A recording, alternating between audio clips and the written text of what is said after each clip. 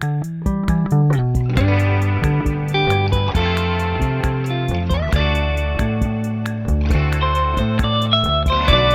know what I think when I hear this song? I think Star Trek. Hopefully. Hopefully that's at least one of the things people think of when they hear this song. I mean, it worked on me. Wow. I'm saying. Well, listen. I guess we should do a proper intro. We don't really do that often anymore. You still try to introduce us. I guess so. It feels weird. We at least to do get that. the name of the podcast and our names out for the most part. I think we've been doing it like at least 80% of the episodes, as of late. It feels a little weird because we just recorded trailer lines, so it's like, okay, I'm just gonna redo kind of. Hello, we're Newbie Star Trek. I'm Marvin. I'm here with 3 other people. Hello, everyone. I'm Dan. Wait, I can do that better. I'm Dan. Hey. It's me, Dan, Ricardo. short for Daniel. You don't know that for sure. Daniel Dank, Danny. also known in the streets.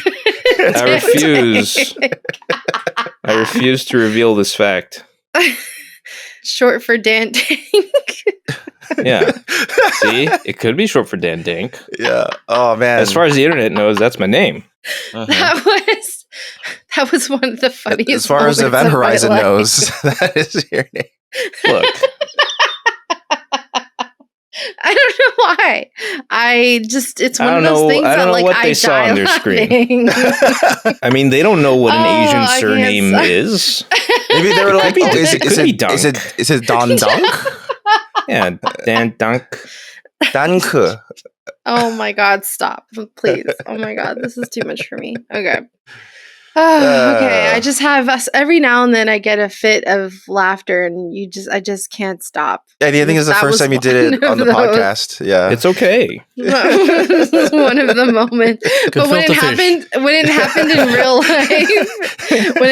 in real life, like on the recording, I was trying so hard not to, I literally was dying. Oh, at the Sarah, interview, you've just revealed that you don't consider anything but this podcast real life.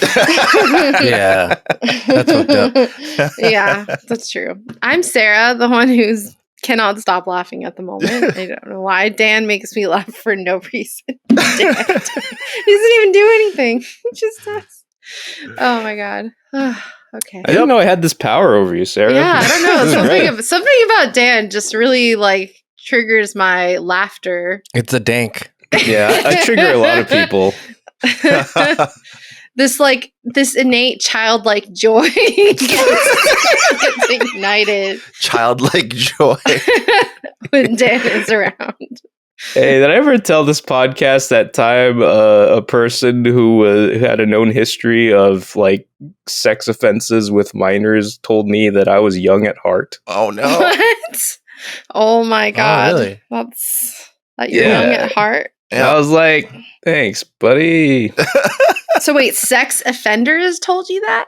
Not I think not it's plural. one. One's enough. So a sex offender said to you, you're young at heart. And I was on the clock, so I could not react, that's too negatively weird. to that. They're like, damn. Just slap them right there. Damn, it sucks that you're old as you are, because you're very young at heart. Okay, now that would be a little too forward. I would probably need to do some reporting and That's when you call someone over. Self-preservatory actions should be taken at that point. You're young at heart, and that's what counts. Yeah. Well. Anyway, all that from the starting point of me bringing Sarah joy. Well, maybe did you make this person laugh too? Maybe they felt the same way. I don't know. I mean, he was smiling when he said it to me. That made it way better. Yeah. Oh my God, that's so creepy. It's great when they smile at you. Ugh. Isn't it better that way? All right, look. Hint, it is not. This week, we watched Allegiance. Allegiance put a smile on my face. This was a fun episode. It's just red meat for the Oh Bev my God. Picard shippers, man. That's all this episode was. There's through and through. I like it. It was so good. It had nothing except that, basically. Because the rest of it was a tedious slog of a dude being a complete coward. Well, I mean, that's like, I mean, I guess, yeah, that's he's the most annoying part of that episode. Just that guy just being like, I don't want to do it because It's never gonna work. Well, he's that gosh, the Irish guy from Shaun of the Dead. Yeah. He's that guy. The Harry Potter. Yeah, he's the guy who, you know, poo-poos all your plans and refuses to help, but still expects all the benefits of being part of your group. He sucks. And at the end, he had his innards eaten by zombies. You know, yeah, as justice would serve. I mean, as soon as he was teleported back to his home planet, he was like, "Oh, right, the zombies were there." It's like, yeah, they were like, "Oh, right, this was in the middle of a zombie thing, right?" Yeah. Straight into the clutches. Well, Allegiance first aired on March 26th of 1990. Dan, would you like to take us around the sun? I'm going to ask. Would you like to? No, don't ask for consent. I mean, it's always He has to me. take us. Everyone like gets out their keys and says, "So who's driving?" And I'm like, none of you fuckers are even serious about that offer. I say that the Dank Man drives. Okay. Yeah, I vote. It's okay because I'm the safest. Yeah. All right. That's why Sarah always drives, because I am definitely the worst driver out of the two. Wait, hold on. Do I get at least music? you admit it. Oh yes, here we go. Hey, now we're talking. Now we're on the rounding about road. the sun. We're on the road now. We're cruising. Come around the mountain as we sun. Now we're cooking Crisco. Now we've reached cruising altitude, everyone. Go ahead and take off your seatbelts. We're ready to go. Get that Crisco out. The first class Crisco. Yeah, it comes on the a real silver stuff. platter. None of that fake fucking. None of that fake ass replicator shit. Crisco. I mean, they don't even bother charging you extra at that point. It just comes in it, you know. Yeah. Crisco tubs, as far as the eye can see. Crisco March 23rd. Pretty Woman won the weekend box office, starring Julia Roberts and Richard Gere. It was the first weekend at which it was the top. It actually was the top of 4 weekends, but they were non-consecutive. We'll find out why later.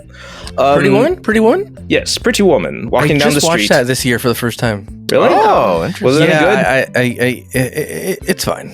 It's okay. Nice. It's fine. I've always been suspicious that the reason people like Pretty Woman is because they were like, "Oh, Julia Roberts is a prostitute in this movie." Yeah, they're like kind of into that. Yeah. I feel like that's the main thing. I mean, otherwise, it's like fine. It's okay. Yeah. Nah. Moving on. March 25th. The 10th ever Golden Raspberry Awards were held. Oh. Yeah, it's an award ceremony with some real integrity. And guess what movie won that year? Which one? Pretty Woman. Close, but no cigar. It was Star Trek V. Oh, wow. That movie's not that bad. It's okay. Wow. Star Trek V won a Razzie that year. That's amazing. And then the very next day, on the same air date, get this, this episode actually aired on the exact same day as the 60-second Oscars. And so on that day, Akira Kurosawa accepted a Lifetime Achievement Award. Ooh. And he was 80 years old at the time, 8 years prior to his passing. And you may also recall that we've already recovered some of the winners of this year. Driving Miss Daisy won Best Picture. And the unfathomable Daniel Day-Lewis won for his portrayal of his left foot. Oh, right. He played his left foot.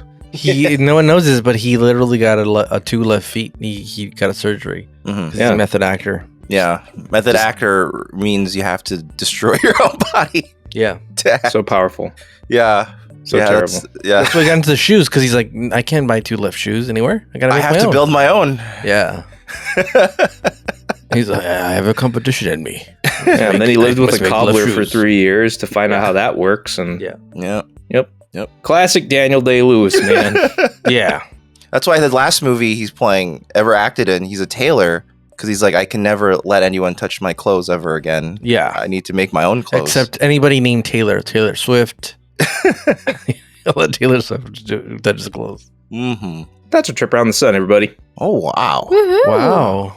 That was a short trip. We got here. That was a great fast. trip. Thank you, pilot. Yeah. Thank you, Captain. You're welcome. I tend to Captain find Dank. fewer and fewer things the longer we stay on a week-by-week schedule, because that means there's only 6 or 7 or so days in which something notable can happen. That's true. Nothing really happens in history. I mean, most weeks aren't all that eventful. You know what though, Dan? I would say that once we get to 2022, if someone in the future is doing this podcast and they do Trip Around the Sun for this time period, they would be talking for about 20 minutes about stuff that's happening every day. Yeah. They'd be like, so on this day there was a war started and then a pandemic broke out and then all this stuff happened. So yeah. Yeah, the most important part of that happened this week is that for future people that are listening to this, they decided that the Shamrock Shake was only going to be a March thing, and they're not going to have it around. Yeah, so they're like, wait, what was it before? They had it for there was talk. Yeah, there was it's a longer stretch, but now it's like just those few weeks. We can't. So it got voted down in the House. Yeah, the House Republicans again always fucking shooting down cool shit, dude. They're like, no you guys cannot have the Shamrock Shake all year round. You guys can only have it for a few weeks. You can't have the McRib either. Yeah. The Lord would be upset if we... Wait, when does the McRib? Isn't the McRib like let me tell you about the McRib. You want to talk about the McRib? Let's talk about the McRib. Yeah, I would like to talk about single fucking year. I go, do I like the McRib? And then I forget. That's how they get you. Yeah, that's how they get you. They make you forget. Shittiest fucking sandwich. Anybody who says they like the McRib, don't trust them. They're probably some of these soul sucking fucking aliens, dude. Dan, do you want to say something? Dan, do you have something to say? I don't trust you, Dan. I don't trust you, dude. If you like the McRib, dude, I do not trust you, dude. Okay. I have a history with the McRib. I have family members who, they created it? No. Oh. I thought you were related to McRib Dank. I mean, we had a brief thing. It wasn't that serious, but my brothers or rest of my family likes McRibs more than I. Them, dude. Don't talk to them. Get yourself some holy water, some garlic. I will eat one every year, but for precisely the same reason that resulting from the same thing that happens to profiling purposes. Right? Yes, profiling purposes, and also just to remind myself, like, what do I think of this sandwich? Like, is it actually the same every year? Because you know how like the Big Mac has changed over the years, right? It literally used to be a Big Mac, right? Like it was huge. Now it's like this tiny thing. So like it's like a regular Mac. You know what else happened, Marvin? You became a larger person. That's true, dude. No, I'm talking about my father. Tiny. My father was like, in the 80s. Your father's huge. Your father's tiny. No, he's been growing since the day I met him. That's true. He's like 18 feet tall. It's ridiculous. It was like the Big Mac used to be $2.30. You will get a huge thing of fries and a shake. Now look at it. Look at it. I'm sorry, Marvin's dad. Just please stop yelling. I know it's normal talking to you as a giant. Please stop growing. I know Marvin's ears have adapted to the boom of your voice, but we mortal humans have not. Oh, what a stupid bit. That's really funny in a way because my ears have gotten used to like his snoring. Like when I used to live in the same, like I've never met someone who snores so loud. He literally sounds like me. No, Ricardo, through 2 sets of doors and through a hallway and carpeting, it sounds like there is a chainsaw happening right at my bedroom door. You're describing me, dude. I kind of want to have a sleepover at your parents' house, Marvin. I kind of want to have a sleepover at Ricardo's and see what he sounds like. Everybody that what's funny because like I've had certain people that have gotten used to like my sister-in-law. We've gone on a lot of vacations together, and we've had to share like a room with my wife and her. So like she's used to it. Like she knows like I have to listen to my headphones for like 10 minutes so I fall asleep, and then I can take them off and then go to sleep. But like anybody else, like when we've gone to Comic-Con or something and shared like a hotel room, they're like, I've been so close to murdering you. Oh my gosh. So oh boy. Oh boy. Well, Wow, look. I don't even know how we got here. Well, the McRib is what took us The here. McRib, But yes. I'll tell you this. I don't like Dan, the McRib. Don't trust them. Don't trust them. Don't trust anybody. If you eat more than one McRib a year, I don't trust you, dude. I'll keep eating my annual control McRib. Okay. Control McRib. Yeah. Yeah, it's a control McRib. I tried it once because Dan had talked to us about how he does. He was hyping it? You need to quit acting like I was the only person who would ever mention a McRib in your presence. Ever. That's true. I mean, Like, you were it's a known hyping phenomenon. It would come back every year. And When before does it used to when be is it kind of supposed to cute, come- but these days it's really sickening because I got a notification, like a push notification on my goddamn app saying the McRib is fucking coming back, yo. And I'm like, I don't fucking care this time. McRib season is back. When is it supposed to come back? When does it come Well, back near around the the end same of time? near the end of the year. I guarantee the McDonald's Corporation, It's those a Christmas goddamn tree. fascist, what they're doing is they're doing this. They're going, they've done a study and they're like, look, just like our straws are a little bigger, so the more carbonation gets into your mouth and like the soda tastes better. Yeah. We're gonna if we release McRib every year at this time, people will forget it's a shitty fucking sandwich, Yeah. and they'll buy it again. But we have to like pull it out of stores, get it away from their minds, and let them Yeah. forget, dude. We It's like also their need to coffee. cash. Yeah. We also need to cash in on those spiteful Christians who will eat a McRib extra hard to, like, during the Christmas season. Yeah, be yeah. like, yeah, take that. Take I that, can do this. My non-believers. religion allows me. Yeah, It's like what, like McDonald's has. So the famous hot coffee lawsuit, right? Yeah. Where the coffee, like, if you look into it, the coffee was legitimately way, way too hot. Right. And, like, the popular perception that the hot coffee thing is some like Cash over grab is not. Yeah. Yes. Like that was not a frivolous lawsuit. She There was got legitimate. third-degree burns, and the only thing she was asking for was compensation for medical bills. And the thing is, ever since that lawsuit, there still have been like dozens of additional lawsuits because the coffee has remained hot because McDonald's has come to the conclusion that it's more worth it to keep the coffee super hot so people can't notice how terrible it tastes rather than cooling it down to make it safer because it's worth Are you paying out sure? those settlements Because every year. I No, look like it up. I like really, really hot coffee, like extra No, hot. but you can look it up. Like, it's like a thing. Well, okay, I think Yeah. it's worth noting here that like the hot coffee that you're talking about as like what McDonald's is okay with isn't even as hot as what was served to that woman. That woman That's had true. been served yeah. That's super true. extra heated coffee. Yeah, like yeah. it isn't just the fact that it's hot in general. That She was was a served boiling specifically water. Yeah. But there's literally, I think, every year at least one hot coffee McDonald's lawsuit, and they just pay it. They have it's like a settlement thing that they have built in now. That's why they release a McRib because they have to replenish their hot coffee. I mean, we just money. went through like okay, I kind of hate how this is just becoming the McDonald's like business strategy podcast, but we just got through another bout of the fish sandwich roundup, right? And other fast food places are trying to get in on this now too. Oh, the And filet always of fish. coincides the with filet of fish. I'll Filet-O-Fish? admit, I eat it. Yeah, the I like the filet of fish is filet-O-fish. great. Yeah. I enjoy don't filet-O-fish. think I've ever had one. Well, Oh. you haven't lived, Sarah. Mm. It is to my knowledge the only acceptable form of fish and cheese together. Yes. No, yes, I agree. I disagree. There's so Oh. many ways to have fish and cheese together. that No, are dude. delicious. No, there isn't. There isn't. Now There I'm is. becoming a stupid fart No. smeller. No. Yeah. It's You delicious. like to smell cheese farts, Mwah. dude. If you like that. Oh my Mwah. gosh. Marvin does. Do you think Picard, when he orders tea Earl Grey, Mhm. he's like tea Earl Grey, temperature, McDonald's crotch burning hot. I feel like fish and cheese in several Lawsuit combinations. Lawsuit hot, yeah.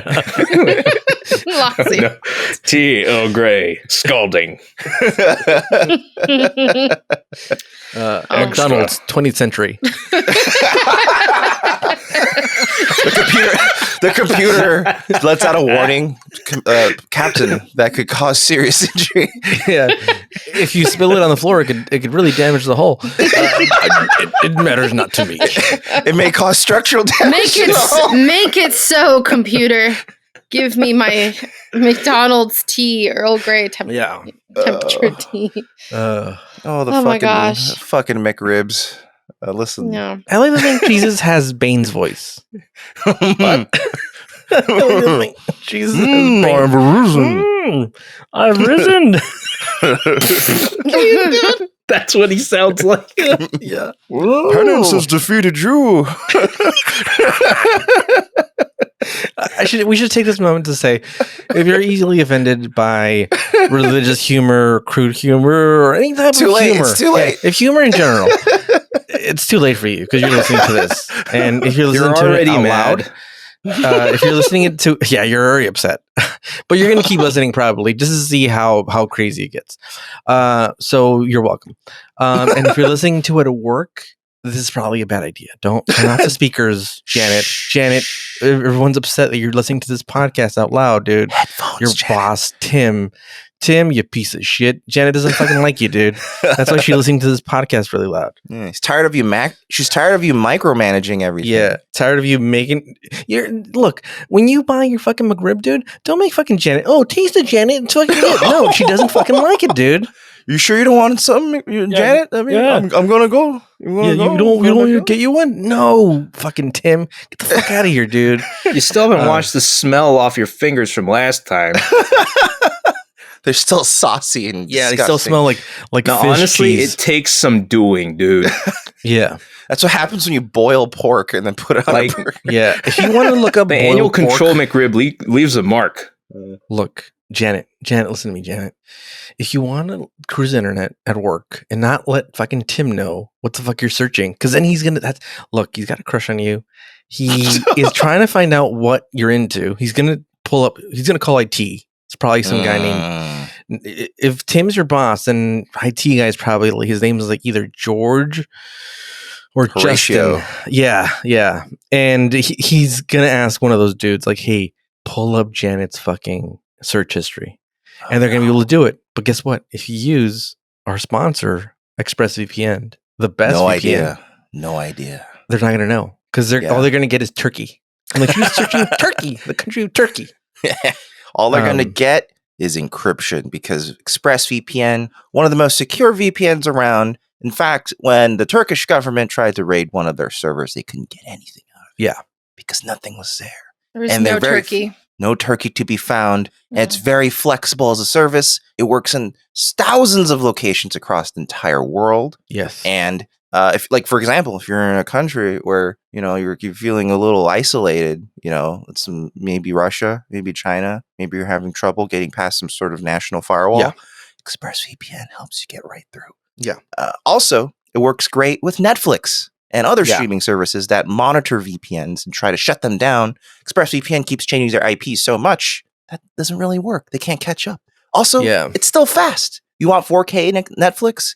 ExpressVPN has at least 500 megabits down, and it's going to keep up with that 4K stream that you want. Fuck, So- it could stream 8K if you have a TV like that's strong. Vizio, what's up, dude? Vizio, I'm gonna send a shout out to Vizio. Send us some TVs, dude. Some of Send those us some 8K TVs, yeah. Vizio and TCL. TCL, what's up? I just saw your 6 series. Make some 6. I think the 3 Cut out when I said Vizio. Vizio fucking sucks, dude. I kind of like Vizio. I kind of like Vizio. I have a TCL. That's what I was searching Well, for. TCL is great too. I think the 3 top really good budget TVs: Vizio, TCL, Hisense. They make TCL, dude. 6 series, and now they have an 8K 6 series. Mm-hmm. Chef's kiss, dude. But hey, TCL, dude, send us some goddamn TVs, dude. Let us link some of your TVs, dude. Anyway, back to ExpressVPN. Listen, if you guys want ExpressVPN, you want a VPN of that quality, just head on over to expressvpn.com/newbie Star Trek.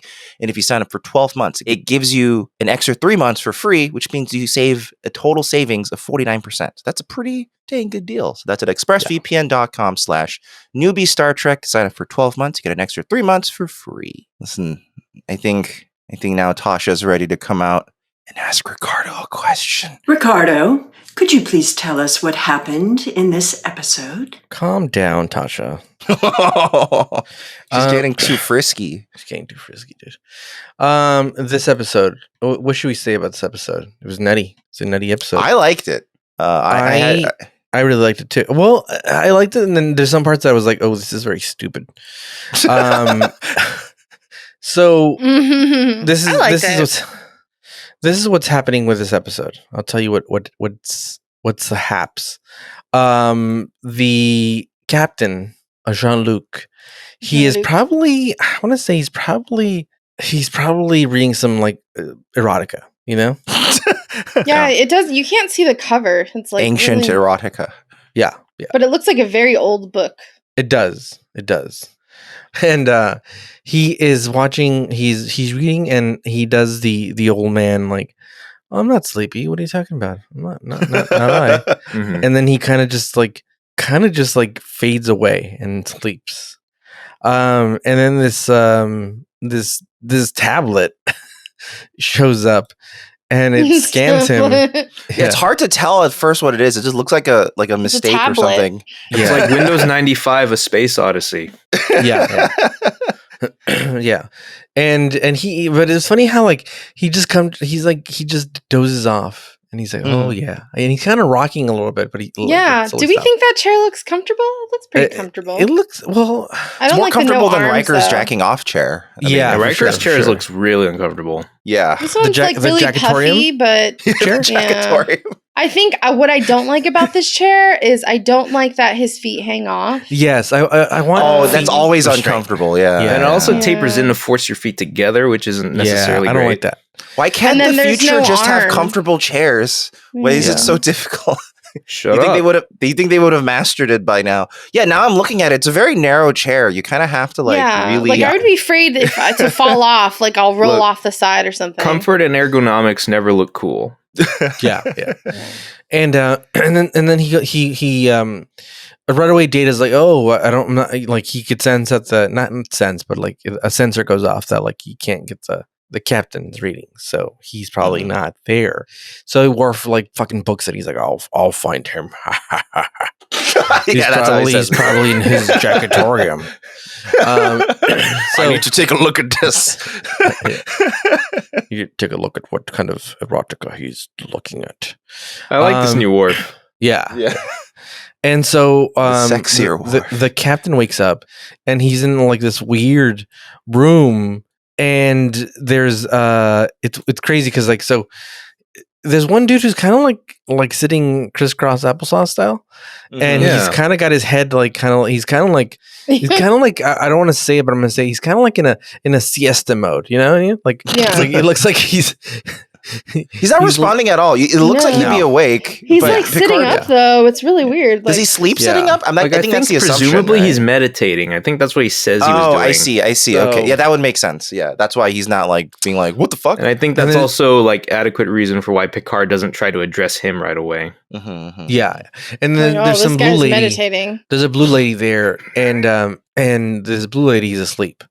And then Worf shows up with a security team, and he like opens the door to Picard's room, and Picard's fucking immediately. I'm like, this is sus, dude. This is so like sketchy because this fucker's drinking like a brandy. This fucker doesn't drink brandy, dude. He doesn't party.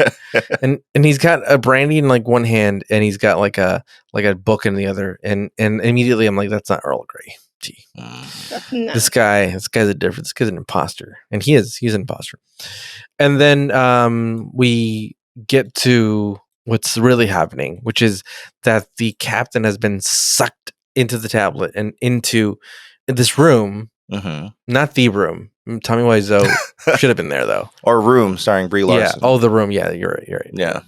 And he goes into this room, and the room has 4 beds. And it's got like a little like weird, like kind of like a fireplace, but it like dispenses food. It's really weird. Yeah. And basically he's stuck there with two other people that are there already. One is like a weird coward fish guy. They all look like fish. Coward fish guy. and he's the always one like lady is 2 halves of a lady glued together. Yes, it does. Why does Picard look like he's going to choke her when he's like going to wake her up? Yeah. Well, he's into that shit. You know what I mean? You can't like judge he what was kind like, of kink. It looks like he was about to choke her. Like. He approaches people to wake them up like Dracula does. Yeah, exactly. Like that's what it was. It was really weird. Like her reaction is accurate. And he's and she's allegedly well, there's spoilers in this episode, so in this podcast. So if you're a new listener, we spoil them. If you haven't watched the episode, stop what you're doing, dude. Reevaluate your life and watch this episode, and then come Go back. watch it. Come on back. Yeah. So later you find out watching that shot. He looks like Voldemort. This guy, the Voldemort with the hoodie. Oh, okay, I could see that. With the nose. And The shot of him waking up is so sinister. But this lady's so what Dan said. It looks like it's like she split herself in half and then glued herself back together. She's like, oh, I didn't mean to do that. I should put myself back together. Just like the Joker. Yeah, his face. Yeah. He tore it off and was like, "What face shall I use?" She kind of looks like the Only dude that from she Punisher. thought that Remember was the what Punisher Two-Face villain? did and did that instead. Remember, he's like, I want my applesauce. You know what I'm talking about? Yeah. The guy that married the 16-year-old, the actor. Anyway, so he's about to suck her blood and choke her. Yep. Who wakes up people like that? Seriously, No, he's didn't Picard go, wait a minute, is this really the direction? He's I never drink wine. And she wakes up and she's this blue lady that's pieced together, and she's like, hey, and immediately she's like, oh, Captain Picard, like she knows what's up, like she knows this is the captain, and she's like, oh, good to meet you, sir. Well, I know all about you. And this lady's a cadet allegedly, but later you find out that it's not a cadet. You know what this fish guy looks like a little bit? He looks like Skeletor in the Masters of the Universe. Oh yeah, movie. the one where you see the eyes. Yeah. He also looks like Shao Kahn at the end of Mortal Kombat 1. Yes. Just mix them all together. Yeah, not the Klingon version of Shao Kahn, but you know. Yeah. Debatably the one OG that's huge in the sky. The ghoul version. Yeah. The guy who's like up in the sky and says, "You weak, pathetic fools! I've come for your souls." Yeah, If they get in a fighting pose, as if that will help. They begin the next movie in it, and everyone's different. Yeah. Whoa. Everybody is literally except Liu Kang, right? He's the only one that's still the same. Yeah. He's the Sony only is one. Different too. Yeah, Robin Shao was the only one who. Kitana came back too. Kitana came back, and also Johnny Cage chose to come back, but only to be killed instantly. Yes. He's all one scene and one scene only. Yeah, exactly. Like to party.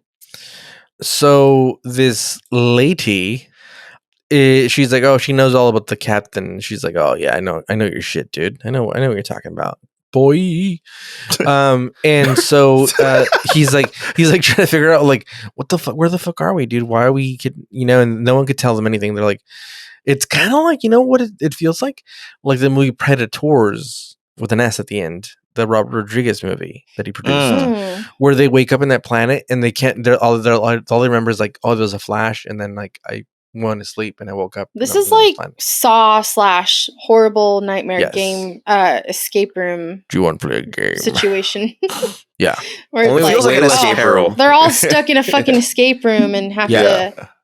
Figure it out. And then the fake captain, which you find out later, it's an alien in disguise.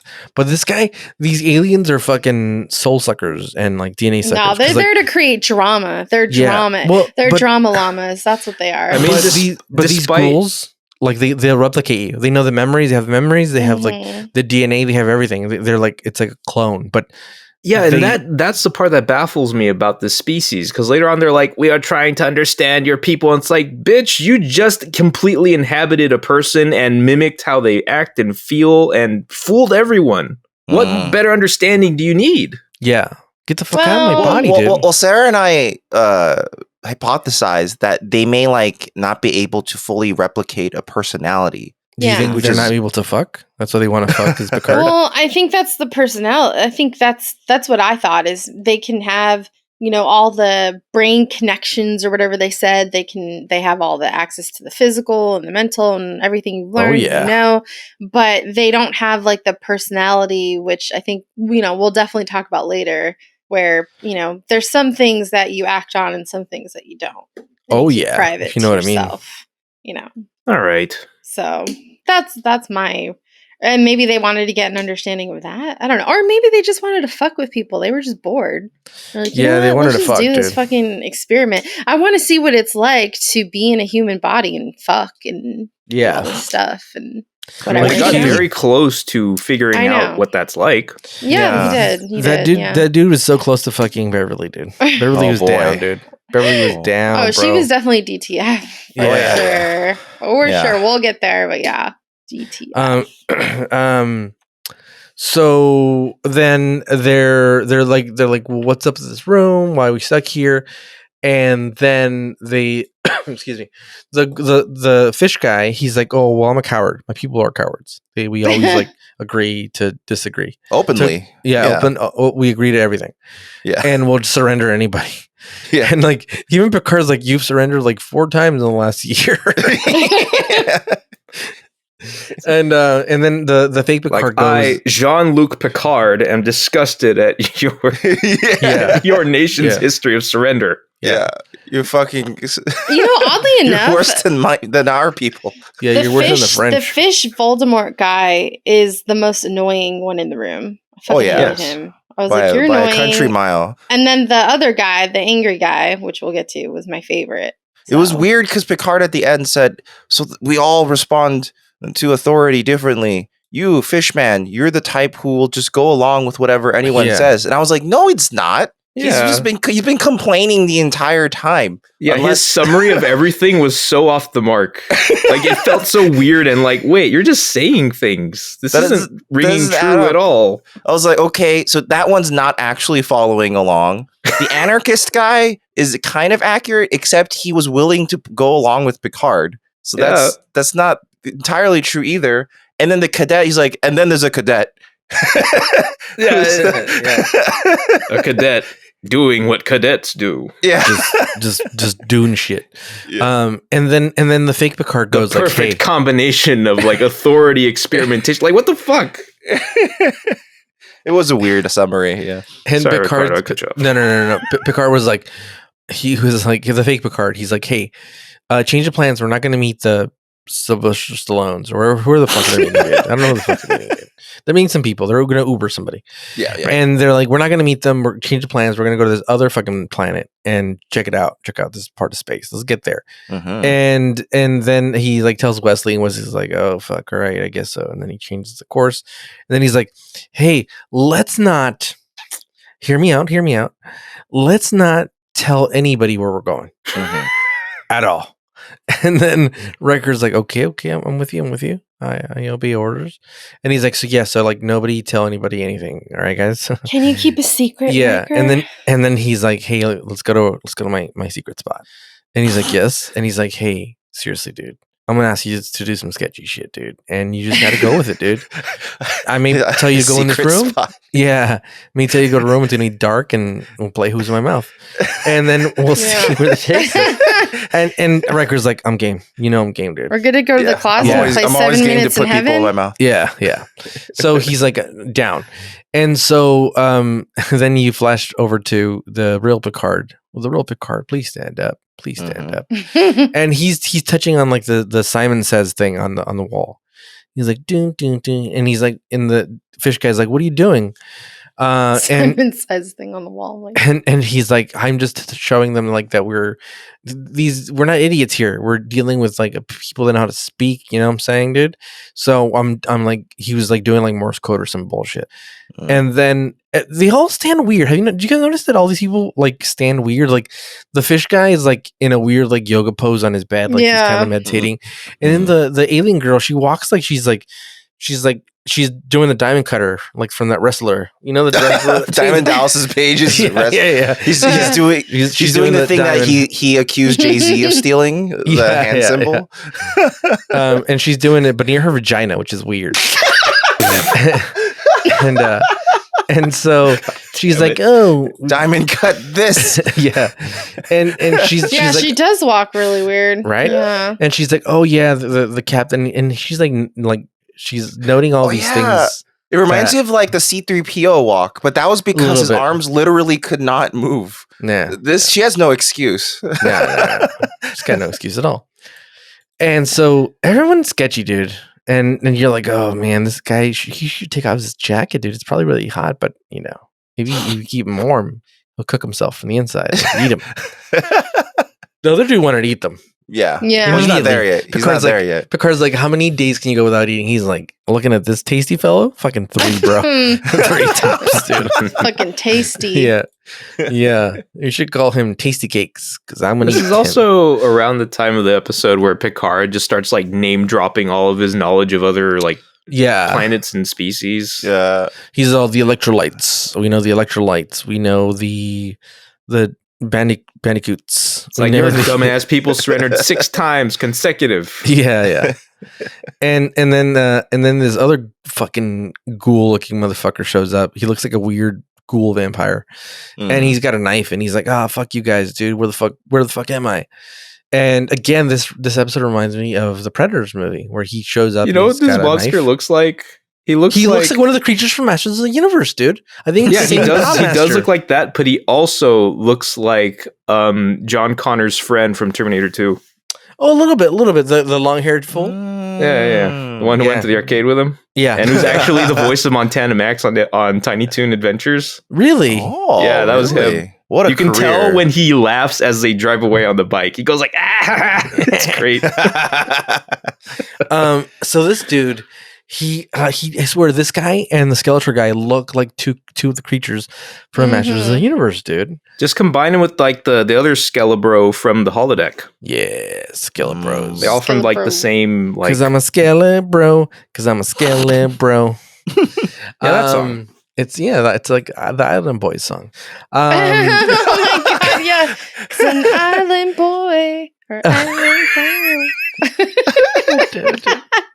Yes. Oh no. I don't know this stuff. Island boy. Come on, Marvin. Make us a TikTok of Island Boys. Yeah, dude. Please. Come on, dude. No. Please, I'm begging you. No. TNG Come on, Island dude. Boy crossover. No. Island Jams. Come on. Island Boy. All right, dude. So then this ghoul shows up and he's like, and it's weird because he's the only one with the weapon. No one showed up with phasers or anything. Like everyone was like, he also arrived alive, or I mean, like awake. yeah, alive. Well, Alive. who knows what Picard would have done to that It's lady? true. They wanted him to be an immediate threat. That's pretty. So pretty he came in clear. hot. Yeah. He's like, "Oh, what the fuck's going on, dude?" And God, they're now like, I "Calm got down, the dude." fucking Island Boys song stuck in my. Yeah. And then Why, back in Ricardo? I'm sorry. Back on the ship, they're playing poker again because they love doing that, dude. Well, okay, I have a question actually. Why does Data wear the visor for? Because he thinks that's part of the thing. Yeah. Also, he can cheat. Part of what thing? To wear a visor when you play poker? Yeah, it's like a stereotypical thing you do when you play poker. The dealer wears it. Kind of. You're supposed to. Oh, the dealer wears a visor. But like professional poker players often wear visors or sunglasses because it helps cover their eyes in shadow or behind sunglasses. So it's hard to read. Are you allowed to wear sunglasses? Yeah. Oh yeah. Oh yeah. Fucking well. Okay, hold on, Jordy. Wait, is there a limit to this rule? You can't tell what Jordy's thinking at all. No, not at all. What the fuck, man? Like, could you attend the World Series of Poker in like a full-on Daft Punk helmet? You can. Yeah. There's no rules against that. Really? Yeah. Nice. How? The thing that is, feels like that would be again because the whole thing point is some of the best poker players in the world don't wear anything. They're just naked. They play just naked. completely naked. They're like, but look at my dick. Look at my dick. Because the best poker players in the world are like mathematicians and stuff. Like it's not like something where they need to really understand the emotions. They just go, statistically, this is bad to play, and they'll just stop. But yeah, it's not based on if they get a little hard or not. Yeah, dude. I thought they're gonna win. I thought you said at first if they're gonna get a little hard or not. That's what she said. Oh, that's what you said. Okay. Wait, is that really what you said? Yeah. I thought you said like a little heart, like a card. So I was like, oh, okay. And at first, I thought you were riffing on my Daft Punk helmet thing. It's like, oh, they're putting on the heart emoji on the screen when they get a good card. No, that's definitely not what I said. He gets a good hand and he accidentally puts it on his visor. It actually shows up. I was like, oh shit. Who do you think I am? Like you see a PogChamp emote like on the screen. No, why would I say that? Fucking Twitch emotes show up on Daft Punk visors now. Daft Pog. Daft Pog. Oh no! Damn it. It's like, he has a good hand. I think. I've been hanging around too young a part of the internet. That doesn't sound very good when you say it out loud. You're right. It does not. Dan retracts his statement. Yeah. I'll leave it at the retraction. I refuse to attempt to fix that. Okay, so the visor is just so he looks cool. Yeah, he's just playing the part. He can't see out of his eyes. No, no, I'm talking about Data. Not Jordy. I know. Yeah, well, he can see, right? Like just differently, right? Well, or he's whatever. blind. The visor allows him to see. He's got right? predator vision. Yeah, so his eyes physically don't work. What happens is that he has little electrical diodes at his temples, and the visor actually connects to that, and that connects to his brain. So yeah, the visor Picard could look at his visor and it's like, look to the left. Yeah. Look at a woman. Look at a woman. Now look at her crotch.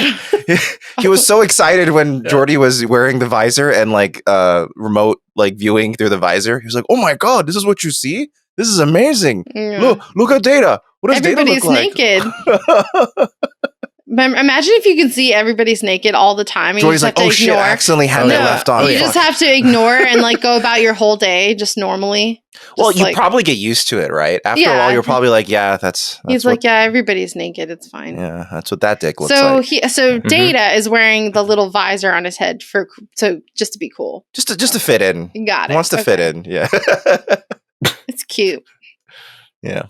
Okay. Well, see, yeah. What kind of snacks do they have on the table? Yeah, it looks like pretzels. I don't know. I thought from one angle it looked like a bunch of candy corn. Maybe. Candy corn? That didn't look great. Maybe it's Halloween. Maybe it's a bunch of cigarette butts. They're all smoking. So a couple things happen. He goes to two people from here. Fake Picard goes. Well, first of all, he shows up to the poker game, and he's excited to be there. He never shows up to poker game, so that's fucking weird as shit, dude. And then he's like, the ship's running at like 95% like efficiency, and he's like, I'd like to get that to 95 or some bullshit like that. And Geordi's like, okay, I'll do it now, and he's like, no, don't worry about it, just in the future. And he's like, no, I'll just do it now. Yeah, I'm gonna forget. And he takes off, and then he tells Deanna Troy. Yes. Yeah. Nice. He's like, hey. It's been a while, so he's nice. Like, I know. Before she's done anything. Yeah. She's like, hey, tell me if anybody is like doubting me. You know? Is there doubt? And she's like, I don't know what you're talking about. Like, everybody follows your orders. Everything's all kosher here, sir. And he's like, all right, just check. And then he goes to see Beverly. And he's like, Beverly, I'm here for my physical. I need you to check me for a hernia, if you know what I mean.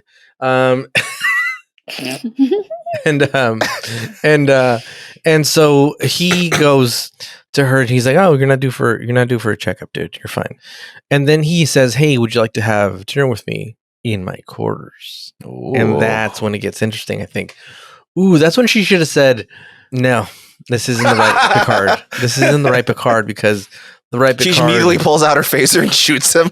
Yeah. The right Picard knows that she killed my husband. Yeah. So you never do this. Yeah, we had a pact. Yeah, we had a pact. This could never be crossed. And if we were to cross it, one would kill the other immediately. Yeah. There's a Johnny Cash song. Have I talked about the Johnny Cash song on here before? You talked about Johnny Cash before in general. But specifically the song? You mean a song called Johnny Cash? No. What's the song about? I think the song's called Long Black Veil, but basically it's like this dude that gets that. How it goes. It goes. I fell into a long black veil. That's it. Basically, it's about this dude who gets. It's fucking it, dude. In my screen, you froze. You froze. Your eyes closed. I fell into a Folsom prison. Yeah. Everything is you fell into.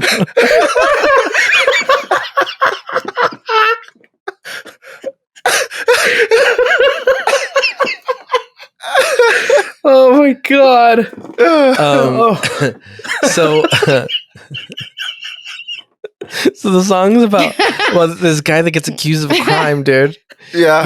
He gets accused of a crime and he won't admit that he wasn't there and he's got an alibi. Oh yeah, you talked about the song. Admit to this alibi. Yeah. Because he was with his best friend's wife. and he can't admit to that. So he goes to jail, and basically the song is him telling this story, but he's dead. The dude's dead, and he's like Dracula. He's a ghoul, and he's like, oh, the lady still comes, and she wears a long black veil, and she visits my grave, every so often, and she's, like basically like no one could know that she was hooking up with this dude. Anyway, this is how it feels like with Picard and Beverly, like he could never, he committed a war crime to kill her husband. Yeah. So and it was her idea in my book, and it was her idea. It's canon. But she was like, "Can you kill my husband and my son?" And Picard fucked up. He's like, "I don't do." That's kids. why there's this complication. Yeah, I don't do kids. He's like the transporter. He's like, I kill everybody, but women and children I don't kill. Yeah. Anyway, back to the story, and then so she accepts, which is weird. And then back in the Saw room, they're kind of like turning on each other a little bit, because the Wolfman tries to eat the little puck of food that they have, and he's like, "Oh fuck, I'm gonna die if I eat this." No, it's the little puck of Jello. I can't eat Jello. I reminds me of Bill Cosby, and I hate that piece of shit. And he's like, no, he yells, "Bill Cosby, fuck you, poison! You poisoned me, you piece of shit." And he's like, "Oh fuck!" And then they quickly realize that everyone can eat that Jello except the Wolfman, and the Wolfman's going to run out of food in a few days. How are they going to deal with that? And that's when Picard asks him, "How long can you last?" And he's like, "As long as it takes, baby." And he's like, no, food wise. And he's like, oh, I misunderstood. Sorry, I didn't understand the question. Yeah, he's like, you got to really phrase it correctly, dude.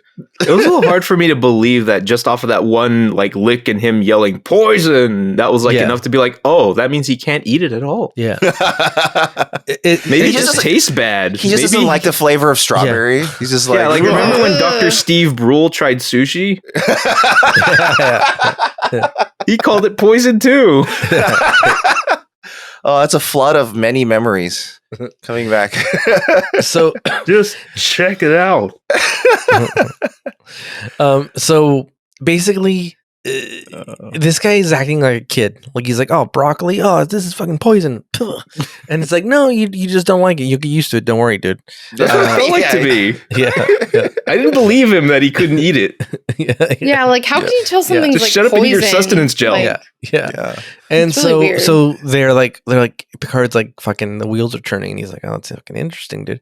He's like, "Ghoul man, how many days can you go without eating?" He's like, 1, 2, maybe 3. And he's like, he basically wants to eat the fish man. He's like, "I want to eat this." Yeah. He looks like General Akbar. Many people do. Put the baby in a fucking stew, and you get yourself a stew. Looks like there's a lot of meat in that head. Yeah. He's like, I want to know what's under this hoodie, but a lot of good meat on them bones. And crack that shell open. Yeah. So they crack open the little Simon Says on the wall, and they try to open it, and these fuckers get shocked. There's a light of they get punished, like the guy said. I was punished. Yeah. And he had allegedly been punished already for trying to escape. He tried a really unsafe normal. Yeah. And so he's like, "See, I told you guys are idiots, dude. You got shocked, and I told you guys could have avoided this, but you guys are idiots. Got frame trapped. You guys are dum-dums." Yeah. Super minus on block. So they're like, "Oh, fuck. What are we going to do? And then Picard, fake Picard, is wearing a sexy outfit to dinner. Oh, yeah. A very sexy outfit, dude. Mm-hmm. Yeah. And Beverly is too. Yeah, he's in a lot of sexy outfits this season. Yeah. Like that's like that episode where he woke up from his nap, and then he had like he was like in a robe, like a sleeping robe. This is like a low cut shirt. Yeah. A very Heck, fancy. we're not even done for the season. Oh, next episode he's gonna be in a really sexy outfit. Oh wow, it gets sexier. He was in this episode. He's in a deep V t-shirt. You'll see how deep his V goes next episode. Yeah, dude. Beverly looks good too. She's in this fancy dress. Yeah, it's a nice dress. Yeah. Earrings. Yeah. And so basically they're talking, and they're like, there's a lot of like talk about like, hey, like, what's up, baby? How come we don't hook up kind of thing. Want to Netflix and chill? Yeah. Like he wants to play hide the phaser and stuff. We can only do it until Phaser. April 1st. Yeah. You know what's kind of weird about this scene though? Like I think okay, so obviously this is fake Picard, which makes me feel extremely bad for Beverly because she like showed She was up. ready to fuck. Like she was like ready. Like what does it say about like her, you know, I don't know. It's just like a weird part of your feelings and thoughts to be revealed under false like, you know. Pretense. Yeah, like she looks super dressed up. Like obviously she came to this dinner. Look, her words say we shouldn't pursue this thing romantically. We'll just stay friends. But her actions say otherwise. Like she's like, for the record, for the computer who's hearing me, I think it's a bad idea. I don't want us to go to HR. You know what I mean? Type of shit. Yeah. But she's like, and then she's like, he really sets the mood, dude. He's got the wine and the beakers. The beakers of the fucking wine. The moment she goes, oh, let's keep it friendly, right? He then just stands up and walks over to the radio and turns it on right away. He's like, yeah, we should keep it friendly. But like, I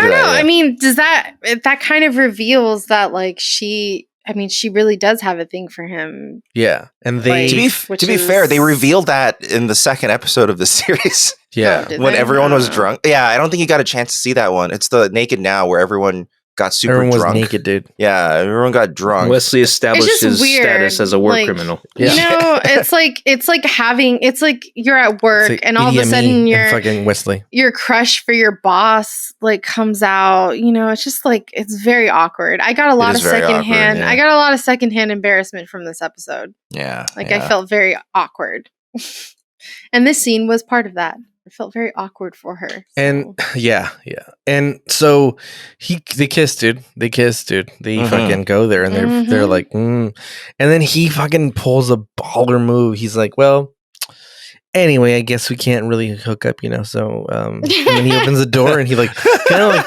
pushes her at the door. He's like, really quickly. He's like, get the fuck out of my room. Anyway, and then closes the door. She might as well have been on a conveyor belt, like leading out of the door. In her fucking face, he closes the door, which is super awkward. Good night. Good night. Not even gonna walk you to your room or whatever.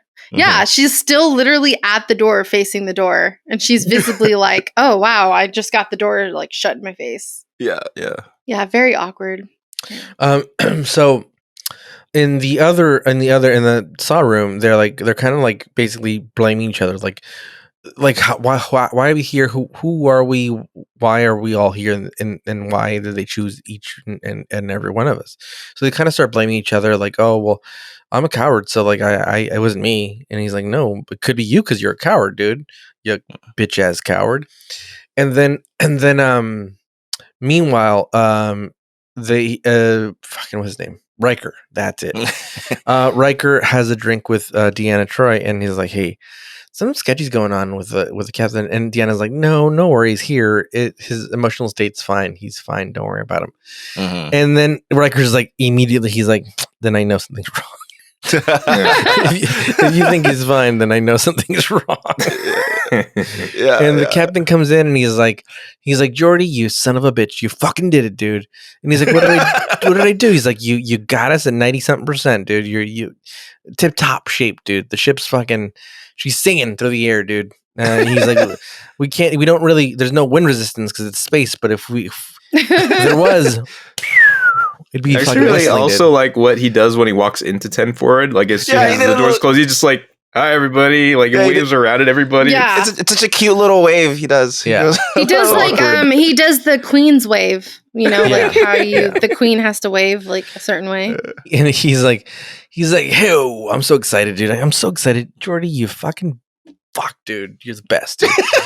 Ales for these dudes. In fact, ales for everybody. Ales all around. Shots. Yeah. Shots. And everyone's like, thanks, Captain. I guess we pay for these. Yeah. I assume that things were free in 10 They are. Not he wants everyone to be drunk. Yeah, he's like, everybody. Ales for everybody.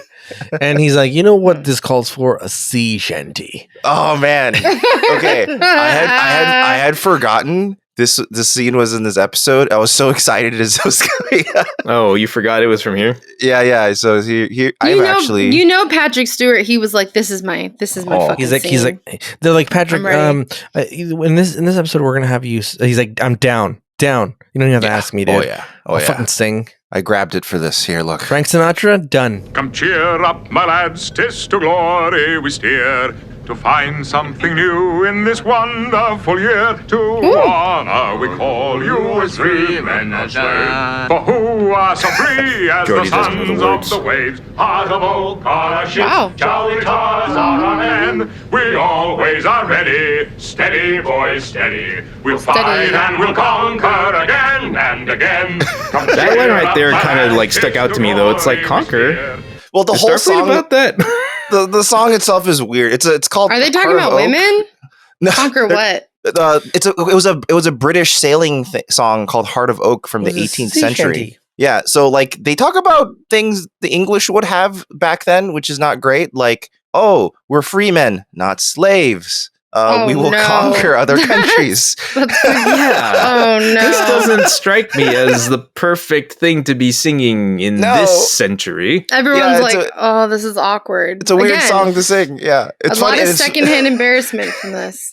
And it's funny when he goes over to Geordi and Worf. They're like, "Oh, we're supposed to sing. And then he walks away, and you go like, "What?" Yeah. Yeah, Geordi's like, what the fuck in this fucking racist like, they cannot relate to that at all. Like, you're saying, I think he's saying as free men, not slaves, as he walks over to his two black security. Oh my God. Is that really seriously what's happening? Is that literally the lyrics? Wait, hold on. I need to look at this. Wait, can we Google this? What is the lyrics? I'm looking at it. Yeah, well, okay, so please, someone tell us. Because that's horrible. If you look at the actual scene, so let's take a look. Oh my God, that is like that is right when he says it. Isn't the timing is so unfortunate? Wait, what is the lyric? The lyric is to honor we call you as free men, not slaves. Oh my God. He says that as he walks up to his main black employees. He is staring straight at Geordi as he says, as free men. Yeah, it's really weird. That's why Geordi has that shocked expression on his face. Geordi's like, whoa. Ooh, buddy. Oh, yeah, he does. In honor, we call you freemen, not slaves. Okay, that is definitely not okay. Yeah, it's not great. Wow. I don't think they were thinking about it at all, probably when recording. Marvin, come on. They have fucking the only two black actors on this show, Worf and Geordi, like that line. Are you kidding me? And the line is just on their faces when that happens. No. I don't know. That's way too someone in 1990 might have found that subtle. Yeah. Subtle in what? Like subtle racism? Like what are we? I don't know. Like they thought it might be like this cute is fine. because it's like, well, because racism is over, slavery's over. Look at how great it is that you're not slaves right now. That's kind of what they were thinking, probably. Maybe. Yeah, I don't know. Like that's the 90s mentality, like early 90s. Not one of your finest moments. But you know what? Guess what? That's not really Picard, so we can't be mad. Yeah. That's really true. Patrick Stewart, though, who is loving this role. That's true. He's like, yeah, slaves. I'm a free man. Okay, like hot off the heels of this like discussion just now. I don't mean to say that Patrick Stewart is reveling in this subtle racism. No. But I just feel like it is clear he's having a lot of fun with this episode, is what I'm saying. Yeah, that's the thing. If he's clearly having a lot of fun. I think no one was thinking this through. Why don't you? There's a lot of sloppy writing in this episode. I feel. I think this is the thing is I think you think people are a lot people are a lot smarter than you give them credit for. You think people are like dumb or like not what they're doing is not. But I think the level people are definitely way smarter and way more calculated. Smarter or more malicious? And both. I think more malicious, but more I think smarter, the level of awareness, like in the 1990. 1990. I don't agree. It was 32 years ago. I mean, what do you mean awareness?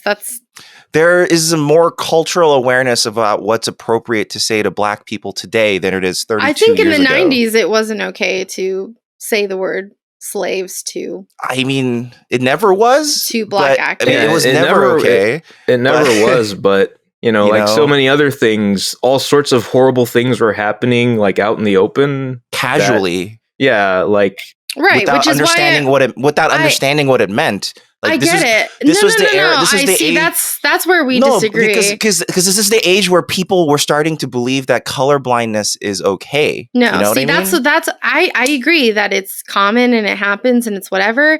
The part where I disagree is that people didn't know what they were doing. That's where I think that's an excuse. I don't believe that for a minute. No, I don't think it excuses their behavior at all. That's part of the problem, is that they're ignorant to it. No, I don't. Yeah. I don't believe they were ignorant. That's my stance. Is okay. like I think well, it we was can disagree. Yeah, definitely. But that's my stance of everything around this time period. That's problematic. So yeah. Wow, that's fucked up. I didn't catch that until right now. I think people are very stupid. I'm with Marvin. I think people are very dumb. Yeah. I think people are smarter than we think. No, aliens don't want to bother with us.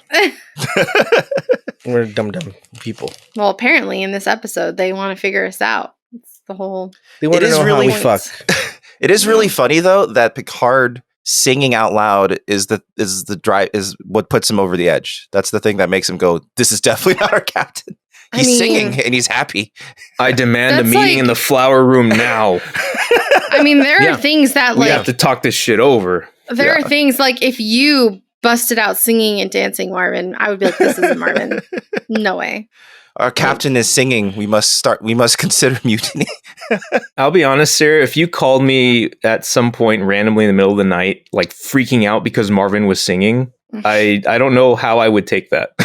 I don't know if I would believe you and also think he was an imposter, or if I would say like, I don't know, maybe. No, I would think he's an imposter because Marvin would never do those things. I sing around you constantly. No, like sing and dance, like start singing an opera and start to like if you pulled what Picard did in a public bar with people. No, that's not something you would do. Unless really. If I was really drunk, I don't know. But you don't drink, so again, something that you wouldn't do. Just got you there.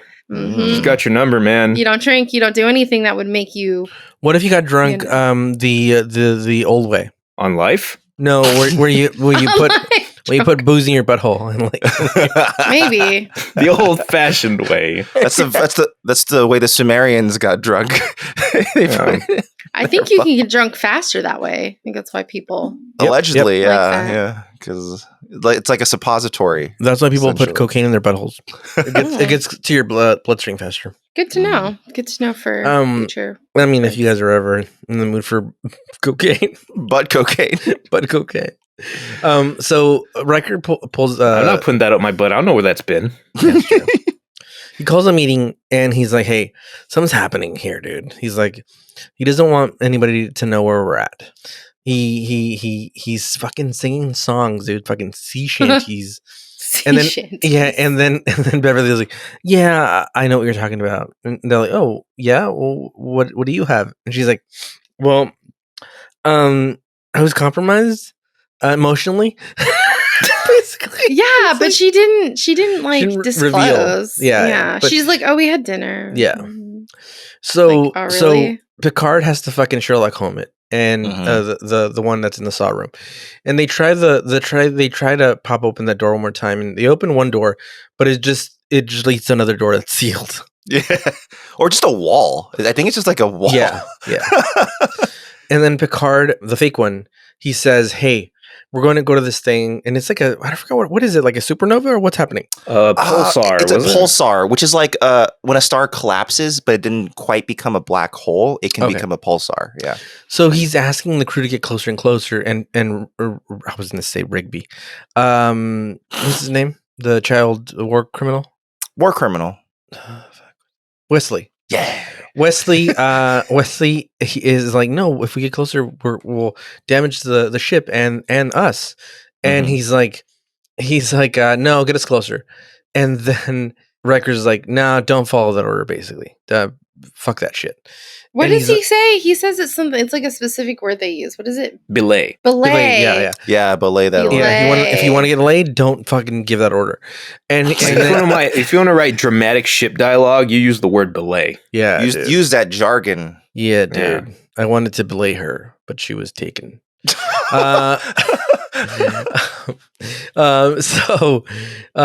This fucking basically Riker gives fucking Worf a look like, "Hey, are we in the same fucking boat, dude? Like, this guy's a fucking imposter," and they're both like, "Yeah, dude." And so he basically takes him to the other room, and he does like what Mexicans mom do, and he's like, "You don't fucking behave, dude." You know, like she like angrily like whisper yells. You don't fucking listen to me. We're gonna get fucking home, and we're gonna fucking and he's like, go out there and dance with your fucking cousin. Yeah. So fucking 15. He traveled 8 hours to get here. Yeah, he's from Guanajuato, dude, and he doesn't speak a lick of fucking English, dude. And you gotta just fucking dance and make friends with him. And he's like, no. And then the last 30 minutes of the party, you realize like you have a lot in common, and that you become best friends. And then this sounds like a thing that happened. Yeah, it sounds like a thing. And then he tried to get you to buy him cocaine. Anyway, for your butt. Yeah, for his butt. So anyway, so they're like, he's like, let me talk to you, dude. He's like, you want me to fucking report you, dude? I'll report you right up the fucking chain, dude. I'll kick you right out of here, dude. No good filter fish for you, my friend. And he's like, whoa, like, oh, cool, we're cool here, but pal. And so it's all a ruse because like Riker's like, I know for a fact this is something's afoot, dude. This is not regular shit, dude. I actually wanted to ask you guys what you guys thought of the two shot that's the profiles between Riker and Picard. Like just back cut every line they say. I like it. That's cool. It's Riker has a very different intense haircut. and confrontational. He's got a little like pompadour going on. Yeah, it's a little puffed. Yeah. He's got a little puffed hair. And it's definitely unique. It's definitely this episode had some kind of cool shots with that. And then I also like the pulsar, whatever, what's it called? The black hole thing? The pulsar, yeah. Pulsar, it had this like light that was blinking on everyone's face. In like the bridge. It adds stress to the situation. Yeah, I really love that. Like the lighting was like so different. The and visual like everyone version was of a baby like, crying in the background. Yeah, and it was like kind of like people were backlit sometimes because of this really bright ass pulsar, and like I don't know, it was kind of cool. I liked it. Yeah, very cool. And so basically, he goes back and he is about to, he's about to they're kind of going towards the little pulsar thing, but in the saw room, fucking Picard breaks it down, dude, like fucking Sherlock Holmes. He's like, look, he kind of does a thing that I don't want to bring this person up, but we will have to for the sake of this reference. He does a thing Will Smith does, which is to slap a person. No, which is to he did it in Men in Black, which is to remember he shoots the little girl. And then he's like, why did you shoot the little girl? And he's like, well, this guy was just sick. And then this guy was just blah, blah. Like he breaks down why the aliens weren't the this guy's just working out, Yeah. And he does that. He's like, this guy, he's just a fucking coward, dude. He's a fucking fish-eyed fucking coward. This guy's hungry as shit, dude. All he wants to get is some of this fish, dude. But you, cadet, you knew things that weren't even on the record. You knew things that we had never told confidential. Anybody. Yeah. And you half a person. And she's like, why? Because I'm a woman? And he's like, no, because you're two halves of one person, dude.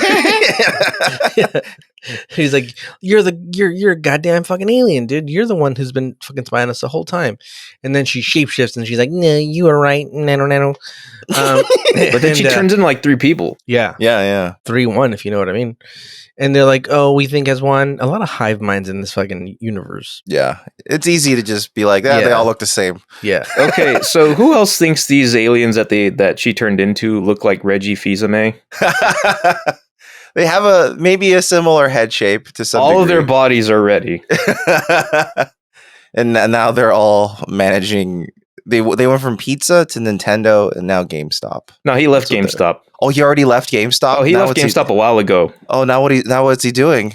Is he just living his life? Sitting on his money and that's fine. Being glad about his financial decisions. He probably left GameStop right as that whole like stock thing ended, right? Well, I think for him it was probably just clown shoes to him. It's like he knew it was just a flash in the pan. Yeah, he's like, I'll grab all the stocks now. And then I think he in an interview he also said like, well, when the GameStop didn't really care for my own ideas, and when I asked them what else they were going to be doing, they didn't give me a good answer, so I just left. Oh, we'll just do nothing. Yeah, We'll just- basically. we'll just continue dying. Yeah, that's kind of it. Yeah, what a bunch of losers. Yeah. And these ghouls show up, and they show up on the bridge now, and so the fake Picard shapeshifts into the alien, and now they're like, they're like, why are you doing this shit? It's stupid. And they're like, well, we wanted to learn more about humans and how they interact and other races and stuff. And Picard's like, you guys are fucking idiots, dude. We just wanted to know what it was like to fuck someone. Yeah, wanted to fuck Beverly. We got close. We got close. And they all start nodding at each other. The old nod, the old wink, the old Yeah. the old Mexican standoff, you know. And so they all start winking at each other, and they all start, punching like buttons. And immediately, Picard sits down, and they're about to like buzz out of there, and he traps them. And he's like, "Fuck you guys! You guys are going nowhere." Got him. Yeah, and he's like, "You pieces of shit! You guys Got him can't with do the purple spotlight." Yeah, you guys can't entrap people. That's called you can't. Once you're in the purple light, you can't leave. Yeah, and he's like, "You can't do this to people. You can't keep them like when they don't choose to be there. You can't do that." Not ethical, okay? It's torture. Yeah, and he's like, if you want to know how it was like to be human, you know that we just wink at each other all the time, and we're cool as shit, dude, because we know each other's fucking. Yeah, he does that because right before they transported him back, they were like, "Oh, you're inferior to us because we can talk telepathically." And then Picard's like, "All right, I'm gonna get revenge." Look, I got a wink. Shit. I got a wink and a nod. Everyone knows what that means. Yeah, this is Picard acting like kind of rarely spiteful. I like it. He's especially spiteful today. I like descending. I like him being spiteful and being like, "Go fuck yourselves." These aliens look so weird. Yeah, their faces look so weird. Yeah. And I like that when they leave, he's like, now we know how to trap you and potentially kill you. Yeah. Yeah. He's if you bleed, we can kill you. So now we know. So you guys better not come back, you pieces of shit, because we'll fucking kill you, dude, with our blue lights. And then he's like, scram, you bitches. He does like the guy in RoboCop. He's like, bitches leave. and they bitches leave. And they leave, and then Beverly shows up, and he's like, "Oh, Picard." I don't know how she knows he's back.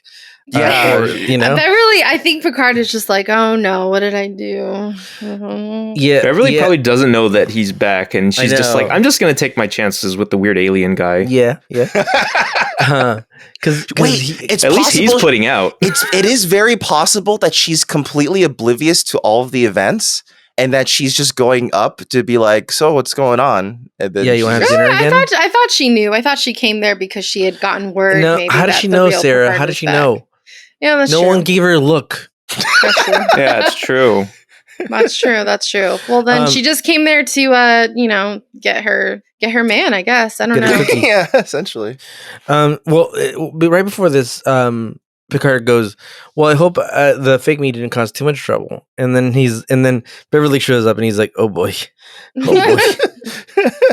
And he knows. Parker also gets in a line about him singing. Yeah.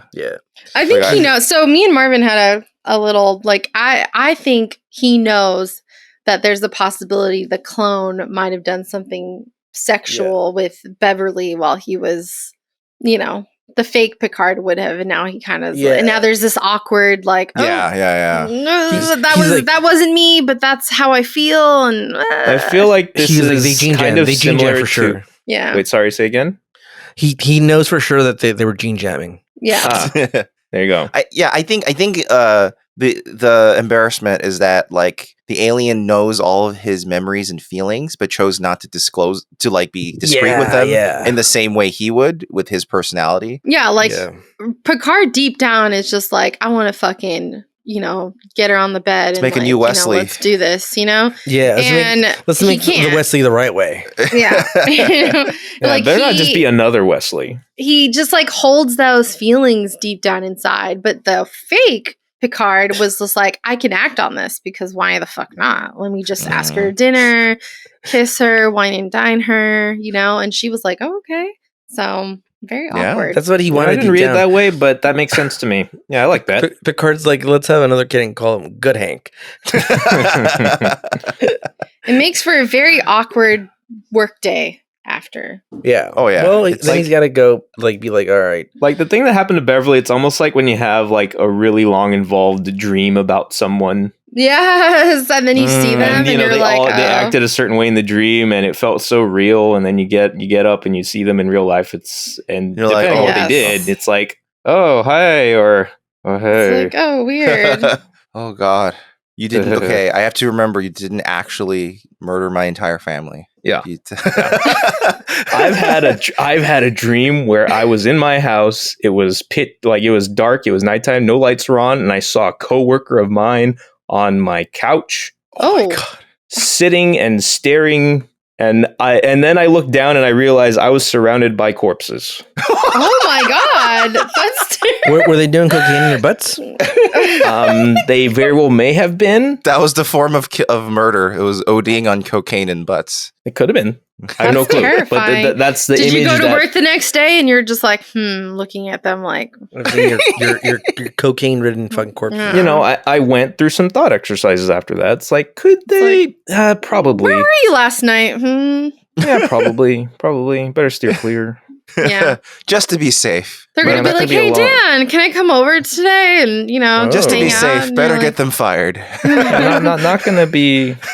You're like, no, Not gonna be it's alone okay. with this person in a room Yeah. anymore. Well, what would we rate this episode? This is a wacky episode, but I'll go. Fuck! It's hard to keep track of all the episodes I've rated, but No, you don't. You don't have to compare them to the other. I need to episodes. compare them to see what Like I one gave day, other- if we ever actually tried to see I know. a compiled list of all of our ratings for episodes, It'll be it'll be the most nonsense. wildly inconsistent fucking shit. Yeah, that's true. I'm gonna go with like 7.5. Like I it was fun. I liked it, but like I want somewhere to go. I hear you on that. I agree. I think the main thing is that it's a fun episode. It's a good concept. Patrick Stewart gets to have a lot of fun. Yeah, right. But I think the main issue is that it's unclear. Like they had to figure out some sort of way for the crew to be suspicious of him, right? How can you be suspicious of a perfect copy, right? Mhm. And the thing that pushes him over the edge is singing, but it's also he keeps going towards his pulsar, right? And you're Yeah, like, right. why? What was that? Yeah, Was you don't really get to find out. that really. also I an mean- experiment? It very well could have been, because it would have been if their experiment was to study the nature of command and authority. It would have been an exercise in at what Oh, point you're right. That's will actually authority probably be overturned. Yeah, Like yeah. Maybe at I what just point? Like yeah. what's the limit for command? Yeah, you're in right. a I mean, given structure? they would have like fucking killed everyone. That's a pretty dangerous. I guess he was trying. Yeah, but then like they were like, okay, we don't harm anyone, but if it happened to be a crew that will always listen to its leader, they would have all died, right? No, he would have pulled. He would have pulled out. at the Picard might last have just moment, been. You know what I well, mean? that's enough of that. Pull the Yeah. power backward. That was fun. I mean, I think they Cheer were. up, my lads. Yeah. He starts singing fucking. I love being a captain. I love captaining. She's the gal for me, boys. don't sue us, Apple Music. They can't sue us, dude. They don't have enough lawyers. No, you don't. I think okay. In light of that, probably like an 8. I think you have it an 8. Yeah, I don't still think want to it's give it a perfect. 7. Yeah. Okay, you'll give it a 7. 7 on me because Yeah, go ahead. Sorry. I don't know. There's just like 6.9? sloppiness in 6.9? bits and pieces that I didn't like. Mostly in regards to the situation in the trap room. 6.9. Fine, I'll knock it down to 6.9 for you, Ricardo. Yeah, dude. As nice as it gets. The real Slim Shady. Please stand up. I'm gonna go with Yeah. an 8. 8. Oh, that's Yeah. All right. generous. I Yeah. agree. Yeah. I liked it. It was fun. It was wacky. I like the wacky episodes. And I it do was interesting to see this whole Picard and Beverly storyline play out. You know how like their they had that romantic- meeting? Sorry. Oh no, go ahead. You know how they had that meeting about Riker? Or no, not about Riker. Sorry, the meeting about Picard. Mhm. Mhm. The mutiny meeting. Yeah, that flowery like book club room. Whose room is that? Or what room is that? I don't know. Why is it there? It's a secret Why not the room. meeting room where they always meet? Because Picard would maybe find them there. Maybe they're trying to. That's near the bridge. So maybe he'll like walk over. He's like, "What are they talking about in there?" It's like, And why he'll, is put everyone his in ear on the this door? room? He's like, "Oh shit! Oh no!" No. Otherwise, it's like, oh, they're having their tea and crumpet meeting again. Never mind. I think it's the same mutiny room that they did for when Picard was taken over by the thing that turned him into Palpatine. And he can shoot electricity. Oh, if that's the case, then there's precedent, and then that's fine. That's They just have a the room they designated go to. Yeah, Yeah, it's like this is the designated rendezvous mutiny point when room. Picard's acting weird. Yeah. This is the room where they're always allowed to be in. Yeah, this is the Picard panic room. Yeah, this is their angry dome. The panic card room. All right. Well, allegiance. That was our discussion of allegiance. So if you guys have been liking the way we talk about this type of stuff and you've been liking the podcast, it'd be great if you could give us a review or rating on wherever you're listening. If it's on Spotify, it's a rating. If it's on Apple Podcasts or Podcast Addict, a review would be sick, but only if you feel like it. Don't feel pressured. Don't worry about it. You do you. Yeah, you do you. You be yourself. Don't be the fake captain. No, do not be. Don't try to fuck Beverly, guys. Singing captain. Be stoic. I will read in my room, captain. And if you want to send us a letter, you can always email us at contact@newbiestartrek.com. That's contact@newbiestartrek.com. This week, we have a letter where the subject line is just Wesley is a terrorist. Yes. Okay. I like it already. Let's see where this is going. So, hello. First off, love the show. I found you all on TikTok a few weeks ago, and I'm binging the show every day. I can't get enough. I thought I'd say thanks by passing this gem on to you.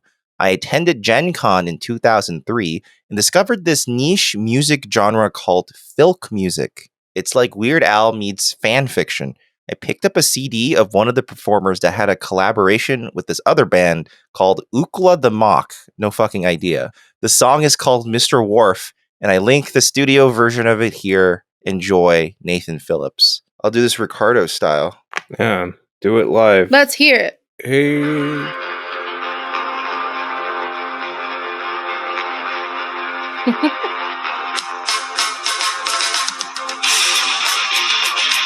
Nice fill, bro.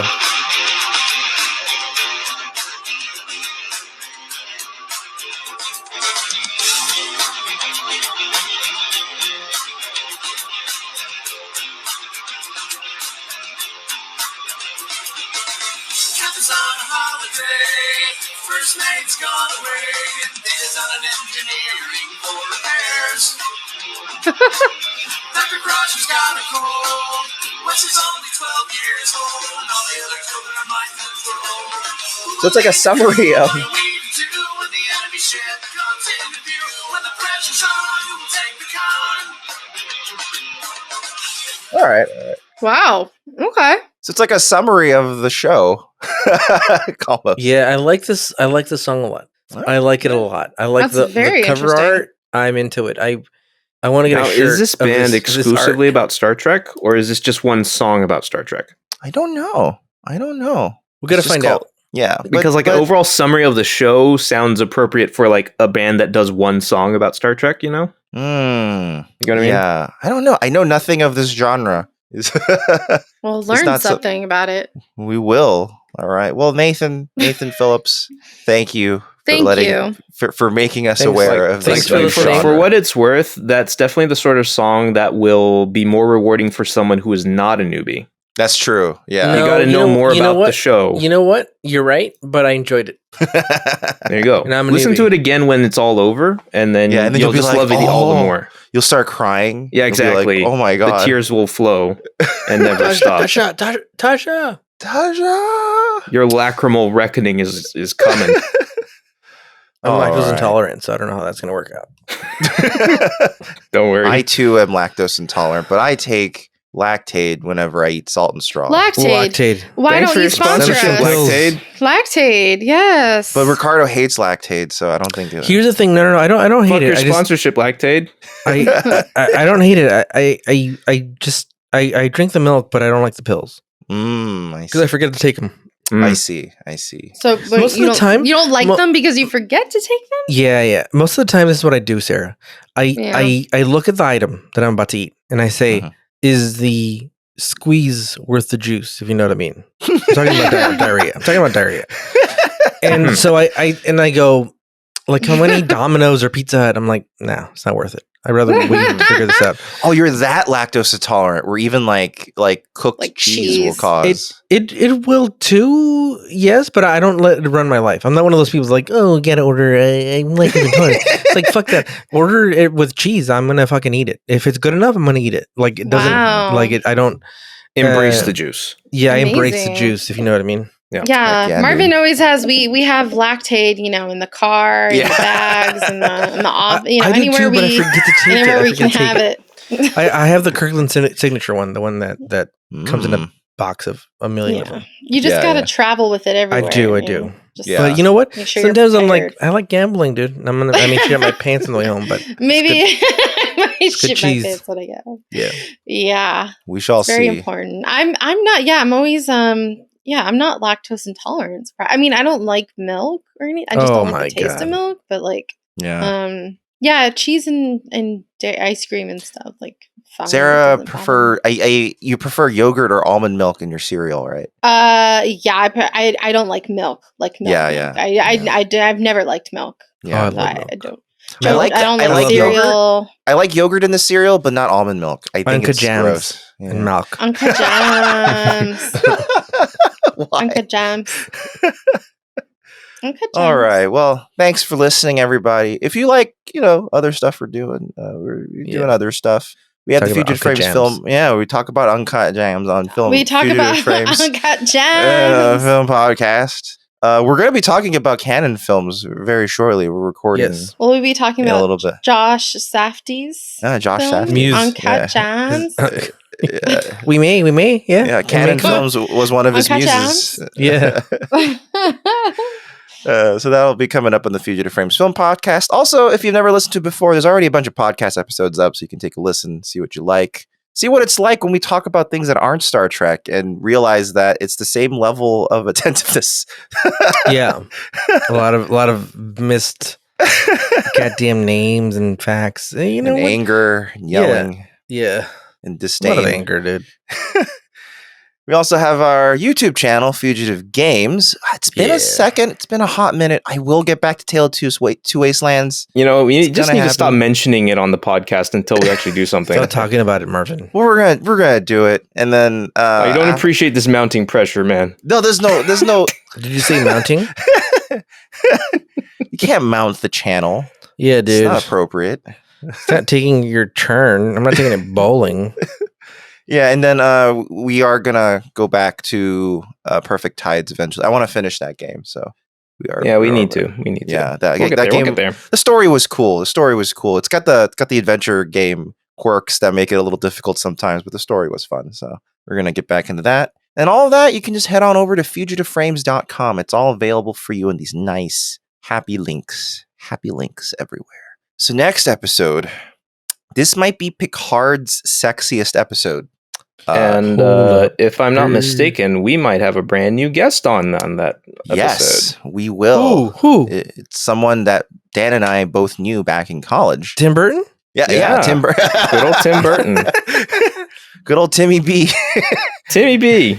So yeah, next week we're going to discuss Captain's Holiday, which if you've seen Captain's Holiday, The captain's got a big old holiday, if you know what I mean. it's just funny you say that. There's a certain shot I've been using in many a TikTok that if I don't use it with a certain cropping, TikTok flags it as sexual content. Really? Yeah. You gotta crop So- that talk, dude. Yeah, so this is gonna be a very exposing episode. Cover So, up yeah. those ears, folks. So that'll be next time on Captain's Holiday. But until then, stay safe, everybody. We'll see you guys next time. Goodbye. Fuck you guys. See you later. Jams. Just fuck you guys. All right, guys. See ya. Come cheer up my lads. Very good. Very good.